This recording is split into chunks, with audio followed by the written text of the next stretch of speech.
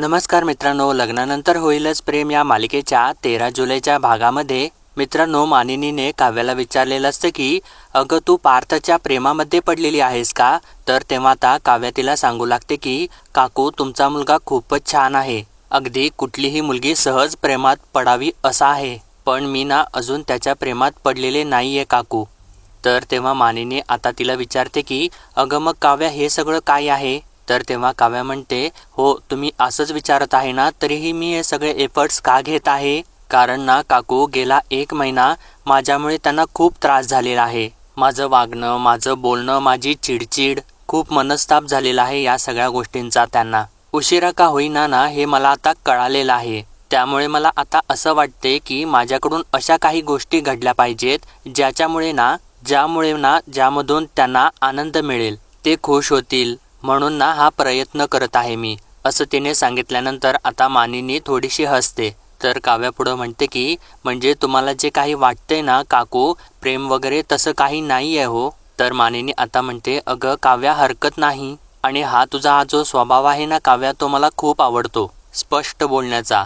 कारण मी जितक्या स्पष्ट तुला विचारलं ना तितक्याच स्पष्टपणे तू उत्तरही दिलंस. मला हे तुझं उत्तर ऐकून खूपच छान वाटलं. हरकत नाहीये, पार्थच्या तू प्रेमात पडलेली नाहीयेस, मी समजू शकते. तुझं आणि पार्थचं लग्नच अशा परिस्थितीत झालेलं आहे ना की तुम्हाला दोघांना ना कदाचित एकमेकांना ओळखून घ्यायलाच ना खूप वेळ लागेल. आय नो, पण माझं मत तर असंच असतं की आता पण लग्न झालेलं आहे आणि लग्नानंतर होईलच की प्रेम, असं तिने म्हटल्यानंतर आता काव्या मात्र धक्क्यानेच तिच्याकडे बघू लागते. तर मानिनी आता तिला म्हणते अगं म्हणजे आता हे माझं मत आहे हा, आणि अगं मी देवाकडे रोज हीच प्रार्थना करत असते की तुमचा आणि जीवा आणि नंदिनीचा संसार मार्गी लागावा, सगळं काही नीट होऊ देत. देवाकडे ना मी तेवढं एकच मागते, दुसरं काहीच मागत नाही, आणि मला खात्री आहे देव कधी ना कधीतरी माझं ऐकेलच. असं ती बोलत असताना काव्या मात्र थोडीशी गंभीरच होऊन जाते.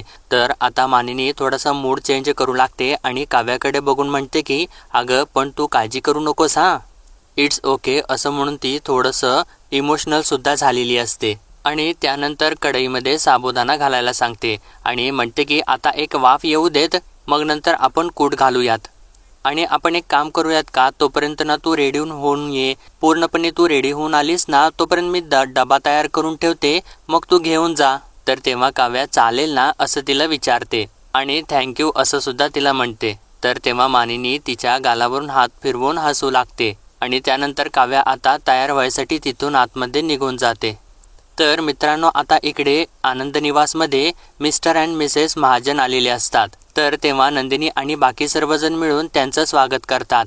तर नंदिनी सुद्धा त्यांना बुके देते. तर तेव्हा मिस्टर महाजन म्हणतात की सिम्पली ग्रेट, आणि मी कायम म्हणेन की तुम्ही छान मस्त मेंटेन केलेलं आहे आनंद निवासला. तर तेव्हा मिसेस महाजन म्हणते की हो ना, अनेकदा ना येणाऱ्यांना दाखवायला ना वेगळंच पिक्चर क्रिएट करतात, पण वस्तुस्थिती ना मात्र एकदम वाईट असते. तर मिस्टर महाजन म्हणतात की आणि तुम्हाला जो फंड दिलेला आहे ना त्याचा प्रत्येक पैशाचा तुम्ही हिशोब ठेवलेला आहे आणि त्याचा उपयोगही चांगलाच केलेला आहे, असं त्यांनी म्हटल्यानंतर नंदिनी त्यांना थँक्यू असं बोलते.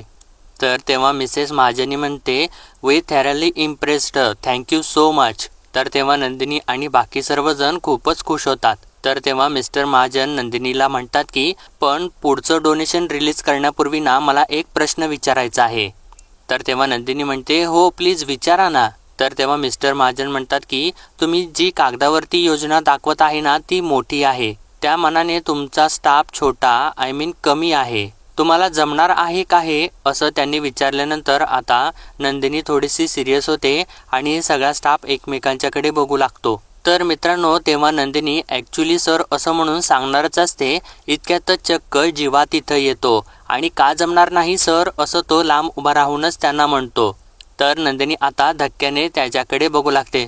तर तेव्हा जीवा तिथे उभा राहूनच म्हणतो की स्टाफ छोटा आहे पण नंदिनी मॅडम खूपच मोठ्या आहेत सर. तर आता त्याला बघितल्यानंतर संपूर्ण स्टाफ खूपच खुश होतो. तर तेव्हा जीवाच्या हातामध्ये तर पाणीपुरी असते आणि जीवा एकसारखा नंदिनीकडे बघत हसत असतो आणि नंदिनी मात्र धक्क्याने जीवाकडे बघत असते. तर मित्रांनो आता इकडे काव्या अखेर खिचडी घेऊन पार्थच्या ऑफिसच्या बाहेर पोहोचते आणि ती लिफ्टजवळ उभा राहून म्हणत असते, कधी एकदा ना या बोक्याला खिचडी खायला घालून मी स्वतः खाते असं झालेलं आहे मला. अरे बापरे, मला तर खूप भूक लागलेली आहे असं म्हणून ती आता लिफ्टचं बटन दाबत असते. तर इकडे वरती ऑफिसमध्ये पार्थ कामात असतो. इतक्यात रम्या तिथं येते आणि त्याला म्हणते, लंच टाईम, चल आपण निघूयात का? तर आता पार्थ तिला म्हणतो की हो निघूयात, पण त्या अगोदर ना आईने डबा वगैरे पाठवलेला आहे का त्याची खात्री कर. तर तेव्हा रम्या त्याला म्हणते की अरे नाही, मी ना मामीला कळवलेलं आहे की आपण ना जेवायला बाहेर चाललेलो आहे, त्यामुळे अरे डबा येणार नाहीये, आपण निघूयात ना असं म्हणून ती त्याला घेऊन तिथून केबिनमधून बाहेर पडते. तर मित्रांनो, आता इकडे जेव्हा छान हसत हसत आपल्या दोन्ही हातामध्ये पाणीपुरीचं सामान घेऊन आतमध्ये येऊ लागतो आणि त्यानंतर तो सगळ्या स्टाफला हाय हॅलो करत नंदिनी जवळ जाऊन उभा राहतो आणि तो तिच्याकडे बघून हसतच असतो. तर नंदिनी मात्र धक्क्यानेच त्याच्याकडे बघत असते. तर तेव्हा आता मिस्टर महाजन नंदिनीला म्हणतात की आय एम सॉरी, पण हे कोण आहेत? तर तेव्हा आता नंदिनी सांगणारच असते. इतक्यात जेव्हा आपल्या हातामधलं सर्व काही सामान खाली ठेवतो आणि सर मी कोण आहे हे महत्त्वाचं नाहीये सर, पण नंदिनी मॅडम कोण आहेत आणि त्या काय करतात ना हे महत्त्वाचं आहे असं त्यांना सांगू लागतो. तर मित्रांनो, आता नंदिनीच्या डोळ्यामध्ये तर त्याच्यासाठी प्रेम दिसू लागतं आणि एकदम ती छान अशी जीवाकडे बघत असते. तर आता जीवा पुढे बोलू लागतो की आणि सर, तुम्ही यांच्या स्टाफच्या साईजकडे जाऊ नका, कारण यांचा स्टाफ ना इतका डेडिकेटेड आहे की अगदी कुठलंही काम ना ते वेळेच्या आधी पूर्ण करू शकतात, कारण नंदिनी मॅमने ना त्यांच्या स्टाफला अगदी प्रेमाने आणि एकदम समजावून ट्रेन केलेला आहे. तर तेव्हा नंदिनी आता बोलायचा प्रयत्न करत असते. तर तेव्हा मिस्टर महाजन नंदिनीला थांबवतात आणि तिला म्हणतात की लेट हिम स्पीक. तर तेव्हा जेव्हा त्यांना म्हणतो थँक्यू सो मच सर आणि म्हणतो की काय आहे ना सर, नंदिनी मॅमनं ना त्यांचं फारसं कौतुक केलेलं त्यांना आवडत नाही.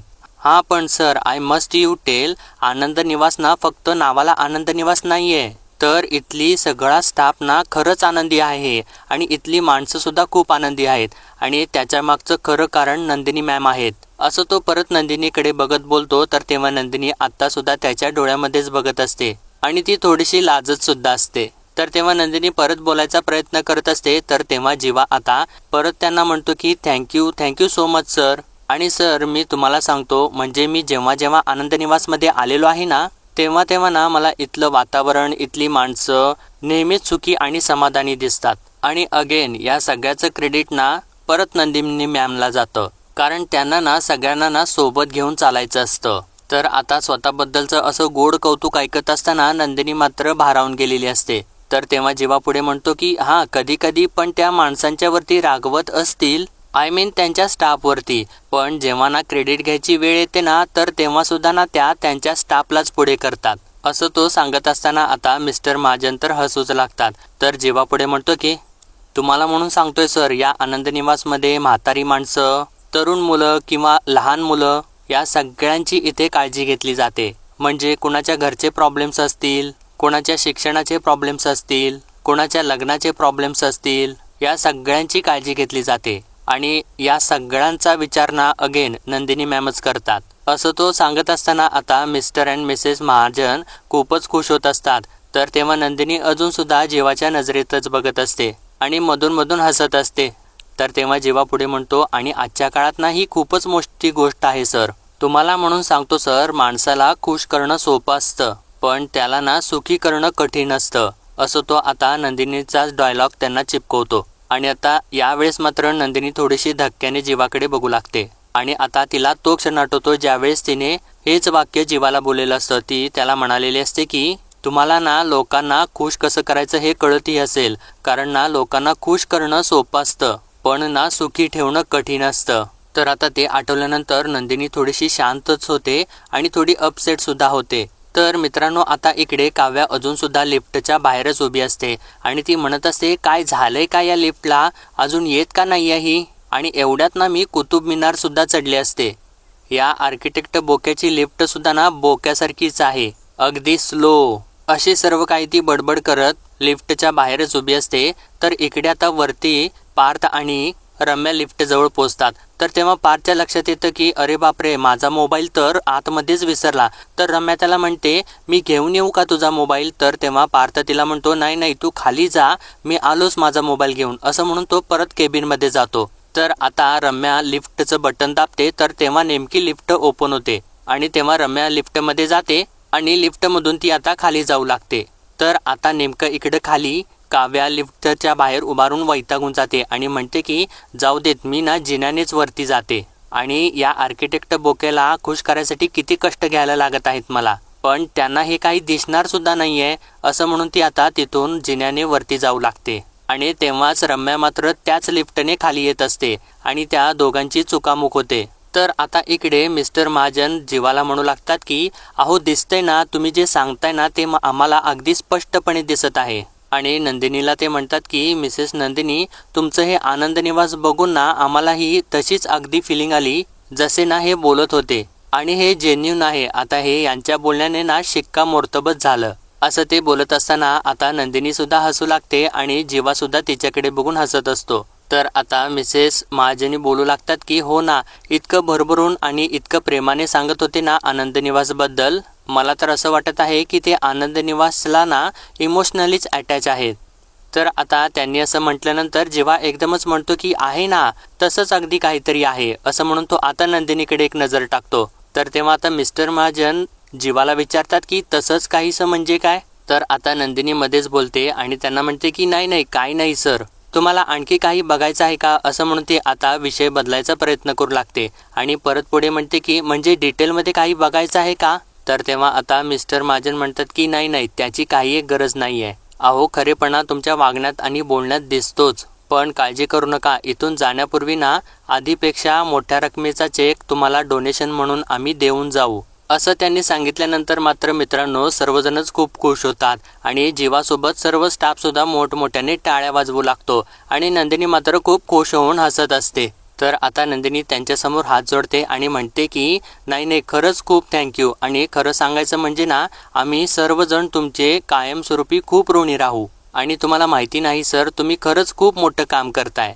म्हणजे आमच्या सगळ्यांचं कौतुक तुम्ही केलंत खरं, पण म्हणजे ही सगळं काही आम्ही आनंद निवाससारखी संस्था चालवू शकतो ना सर, तर ती फक्त तुमच्यासारख्या लोकांच्यामुळे, ज्यांना गरिबांच्या विषयी, गरजूंच्या विषयी आपुलकी आहे ना, काळजी आहे, असेच तुम्ही आहात आणि थँक्यू सो मच सर. तर तेव्हा आता मिसेस महाजन म्हणतात की हो, कारण आनंदी राहण्याचा अधिकार त्यांना सुद्धा आहेच ना. तर तेव्हा नंदिनी पुढे म्हणते की हो बरोबर आहे, पण आता ना तुम्हा लोकांचा, तुम्हा दोघांचा पाहुणचार करण्याची संधी आता आम्हाला हवी आहे आणि आपलं कॅन्टीन आहे, चला ना आपण थोडं थोडं खाऊन घेऊयात. तर तेव्हा आता मिसेस महाजनी म्हणतात नो नो, कॅन्टीनमध्ये जर खायचं असेल ना तर आम्ही नाही येणार, असं त्यांनी म्हटल्यानंतर आता वातावरण थोडंसं गंभीर होतं आणि सर्वजण एकमेकांच्याकडे बघू लागतात. तर तेव्हा नंदिनी आता थोडीशी गंभीर होते आणि विचारते की सॉरी, मला काही कळालं नाही. नाही मॅम, आम्ही ना तुमची उत्तम सोय केलेली आहे आणि आम्ही ना सगळं हायजीन वगैरे सगळं एकदम व्यवस्थित मेंटेन करतो. तर तेव्हा मिसेस महाजनी म्हणतात अहो नाही नाही, तसं नाही, पण खरं सांगू का, मला ना रोड साईड चाट खायचा खूप मूड आहे. आणि असं बोलून आता तर मिस्टर महाजनी हसू लागतात आणि म्हणतात की अगं काय तू पण, असं त्यांनी म्हटल्यानंतर आता नंदिनी सुद्धा हसू लागते आणि म्हणते अच्छा असं आहे का, आणि तुम्हालाच काय, जवळजवळ सगळ्याच बायकांना ना चाट आवडतच असतं. तर तेव्हा आता जेव्हा म्हणतो अहो बायकांचं काय घेऊन बसलायत, मला सुद्धा ना चाट खायला भरपूर आवडतं, असं म्हणून तो आता नंदिनीकडे बघतो. तर तेव्हा नंदिनी एकदम धक्क्यानेच त्याच्याकडे बघत असते. तर तेव्हा जेव्हा तिला म्हणतो अगं मी जस्ट सांगितलं त्यांना.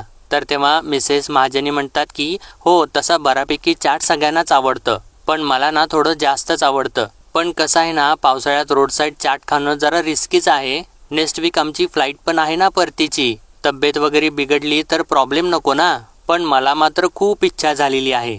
तर तेव्हा आता जेव्हा त्यांना म्हणतो तुम्ही ना अजिबात काळजी करू नका, तुम्हाला अगदी घरच्यासारखं स्वच्छ आणि चटपटीत चाट इथेच खायला मिळाला, तर ते सुद्धा हायजिनिक, असं त्याने विचारल्यानंतर मिसेस महाजनी तर खूपच खुश होतात आणि म्हणतात की इथे आणि हायजिनिक चाट कसं मिळणार, असं ते आता जीवाला विचारतात. तर तेव्हा आता जीवा आपल्या पिशव्या आपल्या हातामध्ये घेतो आणि म्हणतो की मिळणार, सगळं काही मिळणार, सगळं इथेच मिळणार, असं म्हणून ते सर्व काही सामान आता त्यांना दाखवतो. आणि ते ऐकत असताना नंदिनी मात्र धक्क्यानेच त्याच्याकडे बघत असते.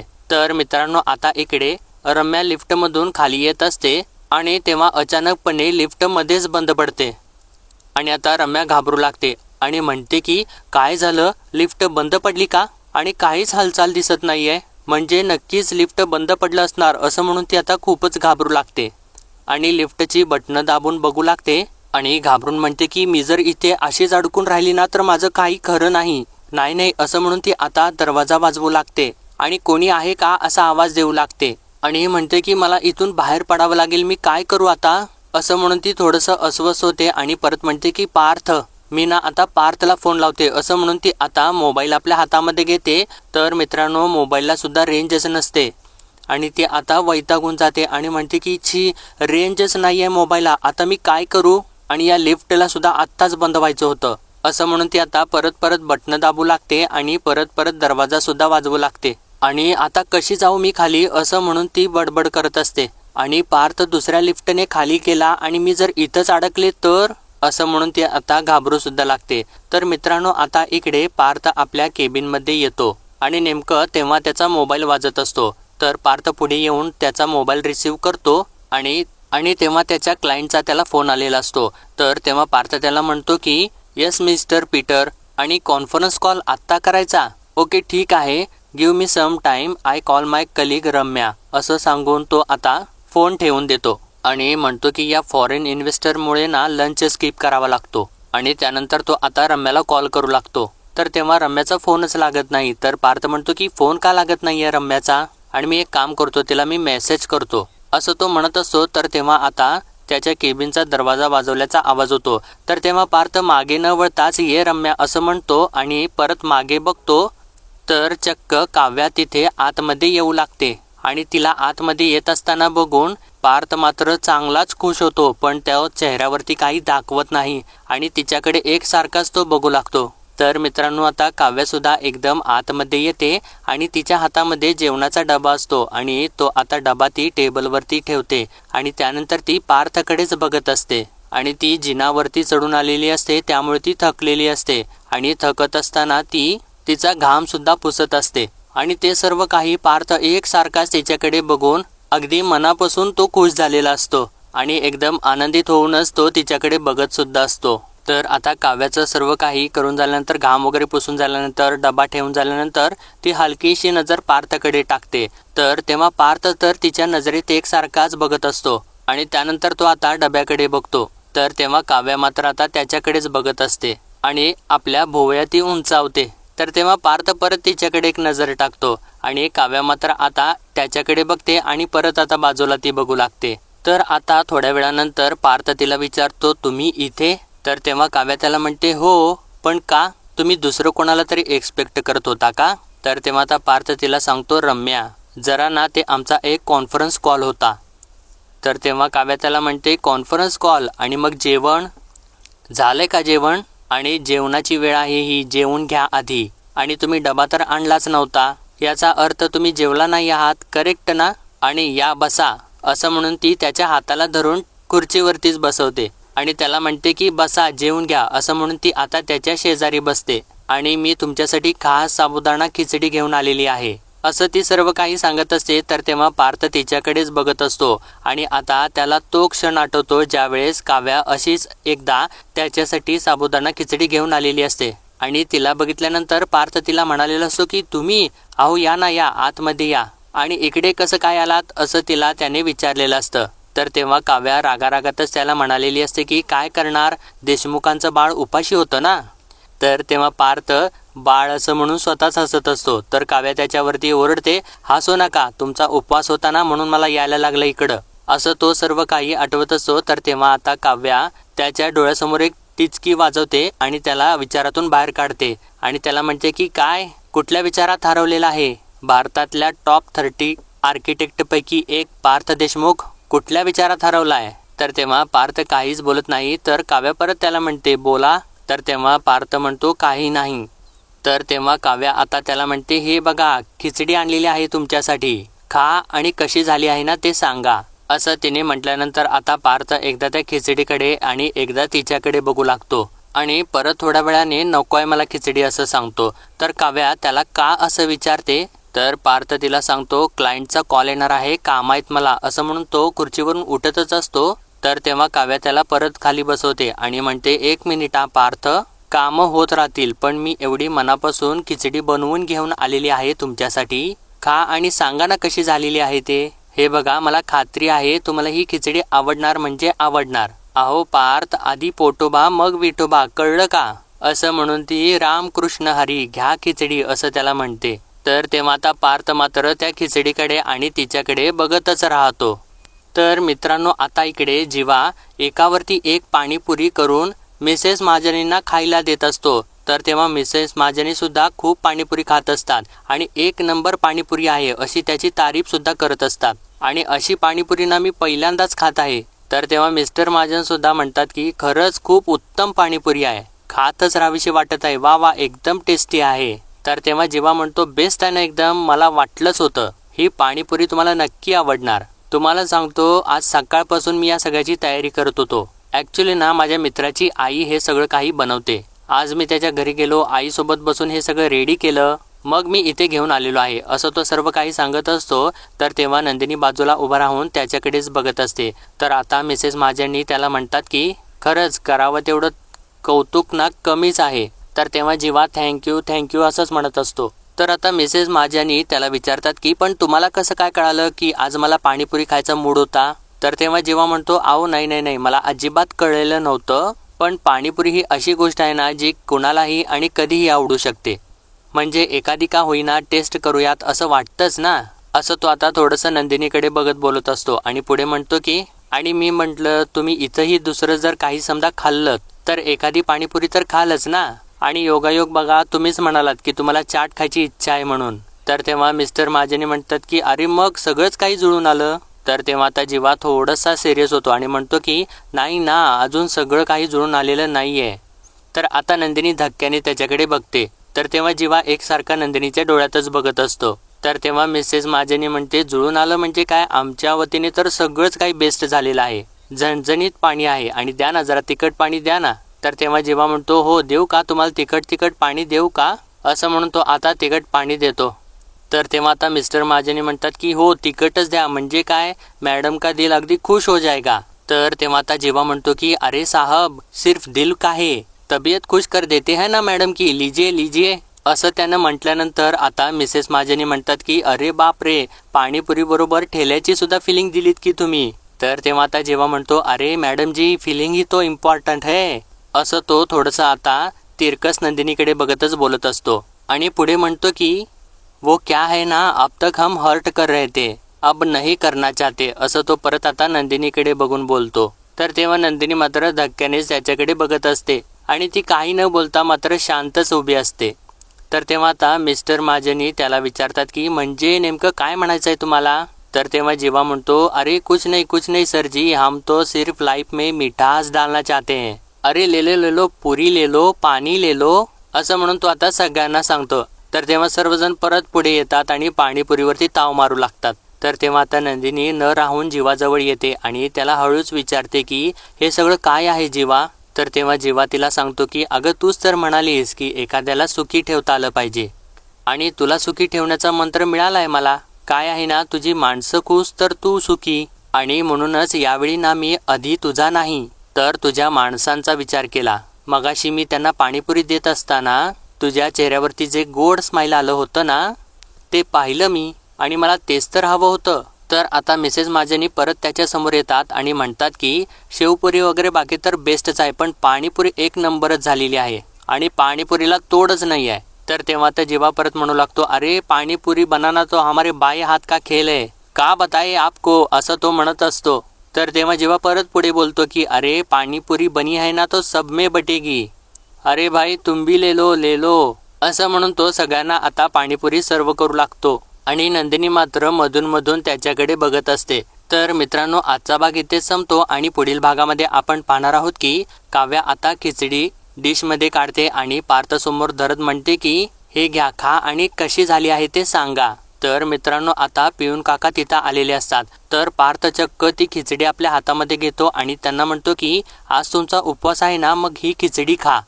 आणि त्यानंतर तो काव्याला सांगतो की आता मला खिचडी आवडत नाही. असं त्यानं बोलल्यानंतर मात्र आता काव्याला तर फार मोठा धक्काच बसतो. तर आता दुसरीकडे सुद्धा मित्रांनो जीवा अगदी तसंच काव्याप्रमाणेच नंदिनीला म्हणतो की ही तुझी फेवरेट पाणीपुरी फक्त तुझ्यासाठी. असं त्यानं म्हटल्यानंतर आता नंदिनी त्याला म्हणू लागते की कधी कधी खूप आवडणाऱ्या गोष्टी सुद्धा हसत हसत सोडाव्या लागतात आणि सोडली आहे मी पाणीपुरी असं सांगून ती आता आपलं तोंडच फिरवते. तर इकडे सुद्धा पार्थ आपलं तोंड फिरवून बाजूला जातो. तर मित्रांनो काव्याला सुद्धा आणि इकडे जीवाला सुद्धा खूप मोठा धक्का बसलेला असतो आणि ते दोघं सुद्धा खूप प्रयत्न करून अखेर नाराजच होतात. तर मित्रांनो पुढील अपडेटसाठी लाईक, शेअर आणि सबस्क्राईब नक्कीच करा.